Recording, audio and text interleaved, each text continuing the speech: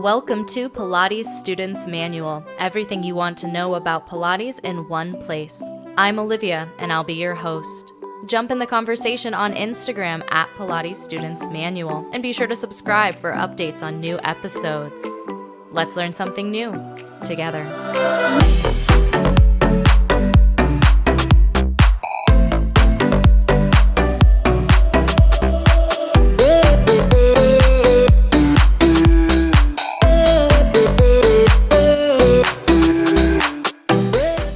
Hello, everybody. Welcome back.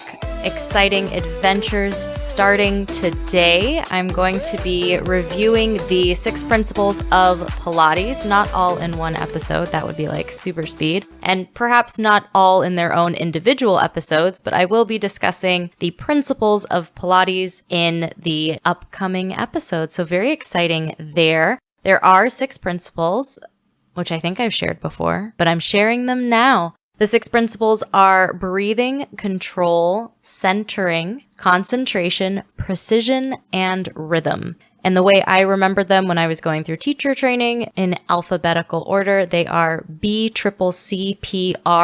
The only not useful part about that mnemonic is sometimes rhythm is also called flow, which really throws off the flow of that mnemonic, which is fine. BCCPR are the Pilates principles. Today we're going to be talking about breathing, which is definitely the first principle. Even though Joe himself didn't really enumerate his principles, these are things that are gleaned from the books that he's written and just where the emphasis is in his exercises. I do have a quote from Return to Life in the little blurb that he has before he goes through the exercises. In Return to Life, Joe says, "Breathing is the first act of life and the last. Our very life depends on it. Since we cannot live without breathing, it is tragically deplorable to contemplate the millions and millions who have never learned to master the art of correct breathing." Joe definitely has a flair for the dramatic. In Your Health, everything is like the end of the world, and he's very passionate about this, as you can tell. Breath is a huge component of all movement disciplines, from yoga to Tai Chi or other martial arts and swimming. Pretty much all forms of exercise have some breath component, and Pilates is no different. So today we'll be discussing what is involved in the mechanics of breathing, what is Pilates breathing specifically, and why is that so important? Why should you know that? Why should you practice that? So in all forms of exercise, Pilates included, we're really just interested in the inhalation and the exhalation. We're not really interested in like the process by which our blood takes oxygen and then delivers it to our tissues and then brings carbon dioxide back to the lungs, but that is also components of breathing. But we're just going to be talking about the inhalation and the exhalation, also called the inspiration and the expiration, which is kind of beautiful, I think, because you really get that cyclical nature of life happening in every single breath, this inspiration and expiration. When you're breathing passively, which is likely what you were doing before I started talking about breathing and now you're thinking about it, when you breathe passively, you inhale and your diaphragm, which is that muscle that we know from the What is the Core episode. We talked about the diaphragm a bit. It's a muscle at the bottom of your rib cage that kind of connects into itself. It creates a dome that kind of, when it's relaxed, is a little bit up into your rib cage towards your heart. When you inhale, that muscle contracts and drops down towards your belly. The dome flattens out and it creates a pressure difference, right? It creates that space for your air to pretty much just rush into that vacuum from the high pressure system to the low pressure system created by your diaphragm's contraction. And then when you exhale passively, your diaphragm muscle just relaxes to its resting dome-like state and the air is pressed out. Breathing can also be active. We know this. You can very forcefully inhale and recruit some muscles in your ribs, your intercostals, your scalenes, your sternocleidomastoid. These neck muscles can get recruited to really expand the rib cage, lift your ribs up towards your face actually to like get more breath in. And you can also forcefully exhale where you're actively contracting your abdominal muscles to press even more completely the air out of the body. Passively, we're doing this all the time. We're often not thinking about it. There's lots of ways to breathe. Every movement discipline has its own way of breathing, and we've been doing it our entire lives. A lot of us have breathing habits already established. Those habits can be very easily dysfunctional or at the very least inefficient. I'm going to go over some of the inefficient or dysfunctional breathing patterns that I've seen as a teacher and even that I've felt in my own body. You may also identify with some of these or be like, oh my gosh, yes, I totally used to breathe like that. Or maybe that's something you're still working on. There's a type of breathing where you're only breathing into your upper chest and your collarbones and shoulders kind of go up and down. It's kind of a short, shallow, like almost like hyperventilating-y breathing. But there are people who just breathe using that upper part of their lungs. On the flip side of that, there are people who just breathe deeply into the belly, and there's like a really big expansion and contraction of the belly with each breath. Another dysfunctional breathing pattern is holding the breath, specifically on exertion, but really ever. We do want to breathe continuously. And then a really tricky one is reciprocal breathing, where you inhale and draw your belly in and exhale and push your belly out, which is the opposite of what you should do when you breathe. Like when you inhale, you should expand, and when you exhale, you should contract. And I personally blame movies for this. If you've ever seen a girl trying to fit into a dress that is too tight in a movie, the first thing she does is take a really big inhale and try to suck it in, which makes zero sense, because why would you put more air into your shape and cause yourself to expand in order to get smaller? Like, it's the opposite of what you want. So that's reciprocal breathing. So now when you see that in movies, you can be annoyed with me.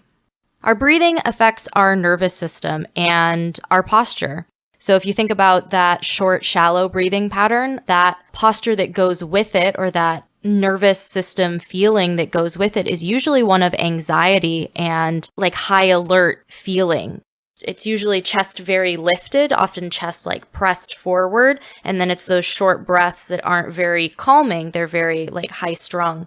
If you were only breathing into your belly, a body position that facilitates that is the really rounded rib cage, that hyperkyphotic curve in the upper spine, and then shoulders kind of drooped forward, head kind of drooped forward. It's a very defeated body position. And that body position also creates a feeling in the body, right? If you think about those power poses, like the reason it makes you feel powerful is, standing tall, you got hands on your hips or whatever pose you're doing. But that collapsed chest and that like sort of just moving in the belly is going to create like a very like low energy feeling in the body as well. So we know that our breath impacts the way we feel and the way we move and the way we exercise. So one of the first things that happens when someone comes into one of my classes, or, if I catch myself falling into a habit, usually the holding breath habit can still sneak up on you when you're doing some exertion and you get so focused on something else that you forget to breathe. Like that can happen even if you have great breathing habits. That can still happen. So the primary thing that I want from students in terms of breathing is to get them to breathe. So if you are holding your breath at all, that we resume this continuous flow of breath. And then the second thing that I want is you to think about making it the Pilates breath. The most important thing is that you continue to breathe as you get more comfortable with the exercises and the equipment and just yourself doing those exercises. Then you can really get into the nuanced Pilates breath. The most important thing is going to be always, always to breathe. Coming up after the break, I'm going to share a little more about Pilates breathing and why it's so important to breathe when you exercise.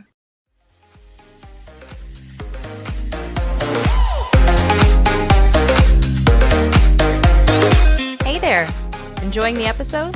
Me too.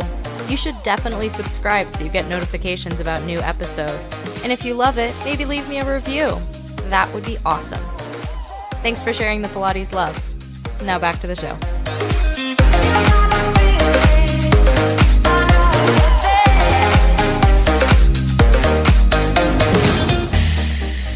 Joe was obviously very interested in people breathing correctly. In his book, Your Health, he talks about, starting teaching children how to breathe completely, how to press all of the air out of their lungs when they exhale, because he saw this as a way of beating disease, specifically tuberculosis. We know he also had asthma and stuff going on when he was a kid, that these deep breathing practices were really important in terms of maintaining your health. In Return to Life Through Contrology, when he's cueing breath, he always says, inhale slowly, exhale slowly. And he'll tell you a bunch of things to do while you're inhaling and a bunch of things to do while you're exhaling. But every time you're breathing, it's inhale slowly, exhale slowly. In Pilates style breath, you inhale through your nose and exhale through your mouth. And I was actually curious about why the exhale through the mouth, because I came to Pilates from doing yoga first, and in yoga you inhale and exhale through the nose. So when I was looking into it, into the vast wide world of the internet, you breathe through your nose because your nose has lots of hairs in it, and those hairs will filter the air and sort of get anything that you don't want to be breathing in out of the way. And that's why we blow our nose, right? Get rid of all of that gunk. And you exhale through your mouth because you can get more air out of your mouth faster. And I was like, solid. That sounds about right. Joseph Pilates was really interested in this full exhalation, that if you exhale really completely, you can then just inhale with a greater degree of ease. There's like more space that you've really pressed all of the stale air out. He talks about that in some of his books as well. And then you can really take advantage of the pressure difference. I don't know if you've ever done a breathing competition with a friend where it's like who can hold their breath the longest. Maybe that's childish. I don't know. But the way that you win that, I don't think any children are listening to this, but if you wanted to have a breathing contest and be a hustler, the way you win that is you start deepening your breath before the breathing competition. You start slowing down your breathing and taking fuller breaths so that you use more of your lung capacity. And you want to take those really full exhales that have some real muscular contraction so that your muscles are like primed to expand. And that's how you win a breathing competition. Side note. In Pilates, in addition to breathing through your nose and exhaling through your mouth, you're also focusing on breathing really deeply into the rib cage and not so much breathing into the belly. Because if you think about Pilates exercises, they require a degree of core engagement in all of the exercises. If you are relaxing those abdominal muscles so that they can stretch and expand every time you inhale, you're not going to be able to execute the exercises because you're losing that abdominal connection with every in-breath, which seems silly. So Joseph talks about keeping those abdominals drawn in as you inhale and really sending your breath laterally to the sides of the rib cage and really almost ballooning the chest, really expanding the chest with your inhale. If you see any pictures of Joe, he's like very barrel-chested, very broad-chested because he wants you to breathe really fully into the ribcage. Then he has this little tiny waist where you can draw it in even when you're inhaling. In Pilates, we also exhale on the exertion or on the flexion movement. When you exhale really forcefully, that contraction of your abdominals causes your spine to flex slightly, to round slightly. So you can recruit more abdominal muscles, recruit that flexion, and then use it in the exercises. That's why we always say that we exhale on the exertion.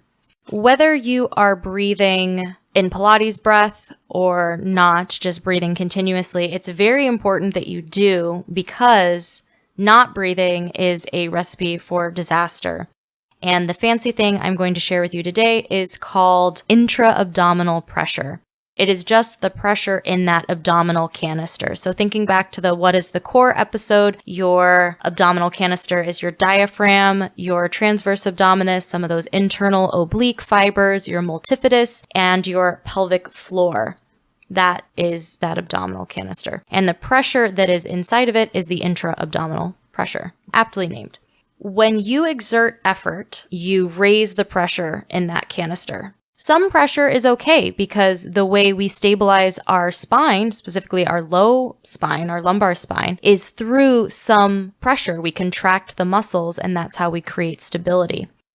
But when you exert that effort, especially like excessive or like a lot of effort, your blood pressure raises and all of that pressure begins to look for a way out.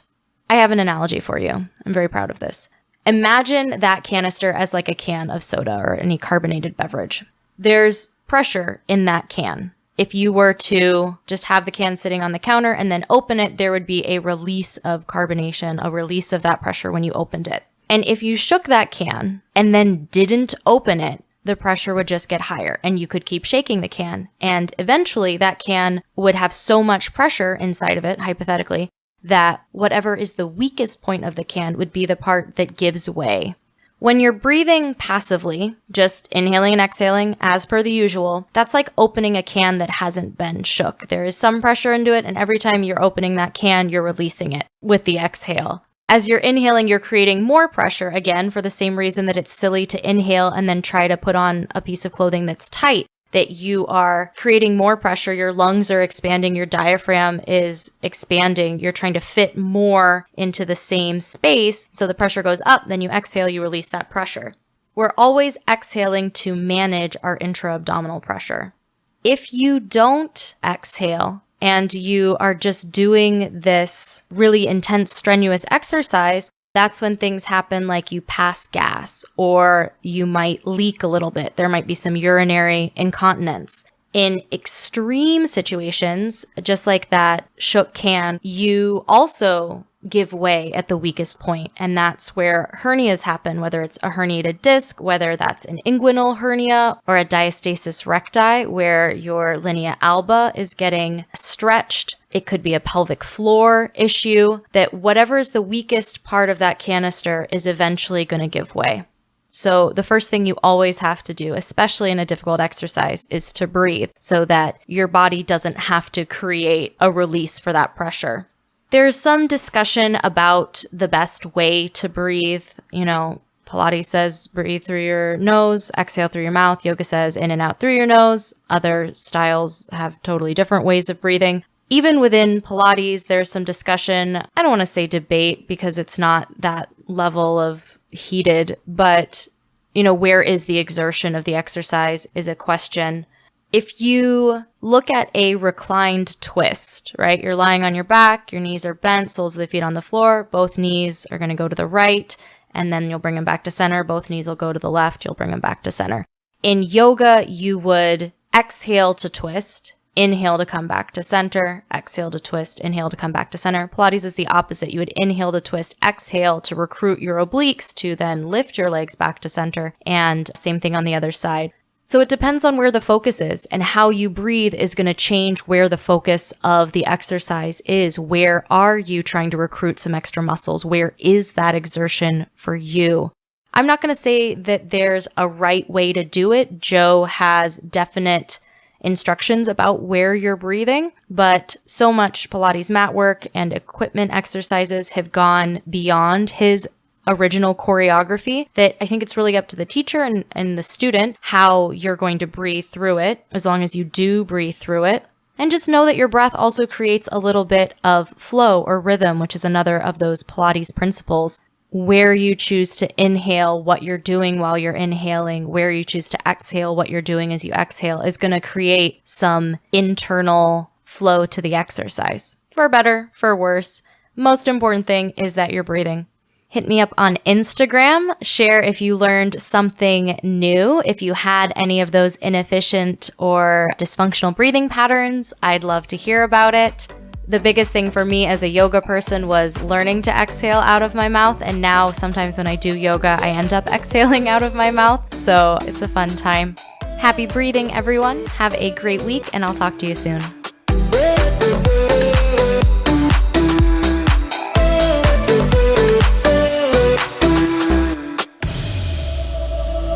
Thanks for stopping by for today's episode of Pilates Students Manual. Subscribe to follow the podcast and join the community of Pilates lovers on Instagram at Pilates Students Manual.